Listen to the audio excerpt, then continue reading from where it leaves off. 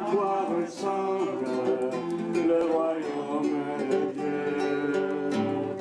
Dis-nous, fais-nous comprendre le royaume de Dieu.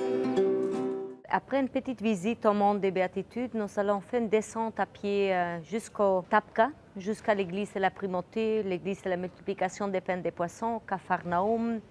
Nous avons fait aussi une croisière sur le lac de Tibériade.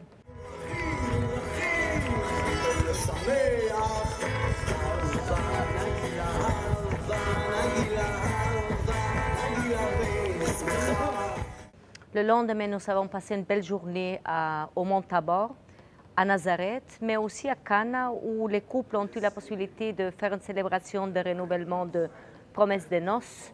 Nous sommes descendus vers Jéricho, mais nous avions rajouté une petite surprise. On est allé au Jourdain, où les gens ont eu la possibilité de faire une célébration pour se rappeler à leur propre baptême. Nous avons eu une très belle vue sur le désert de Judée, sur le monastère de Saint-Georges.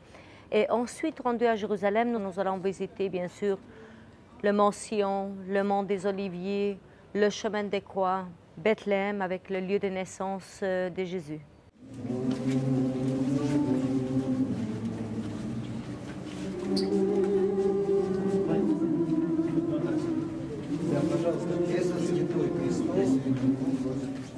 Je dirais que parfois quand les gens me disent « tu guides », quand je suis sur place, je me sens moins comme guide.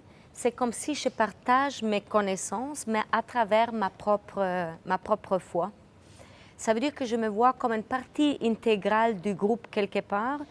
Et ce n'est pas seulement guider, ce n'est pas seulement expliquer les choses, parce que je pense qu'il faut porter aussi beaucoup attention à chacune des personnes, chacune avec sa difficulté, chaque personne qui a besoin de l'aide quelque part.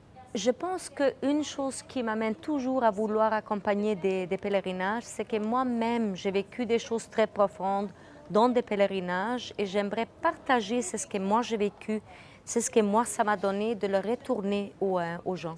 Ça veut dire que je veux vraiment leur donner ce que moi j'ai reçu à travers ces pèlerinages. Et aujourd'hui, je peux dire que pour moi, je ne lirai jamais la Bible de la même façon. Et j'en suis sûre que les gens qui font un pèlerinage comme celui-là, ils ne vont jamais lire la Bible de la même façon.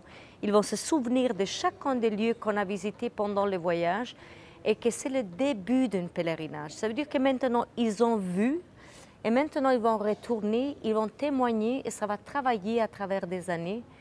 Et c'est ça ce qui me comble quelque part parce que je sais que ça va continuer.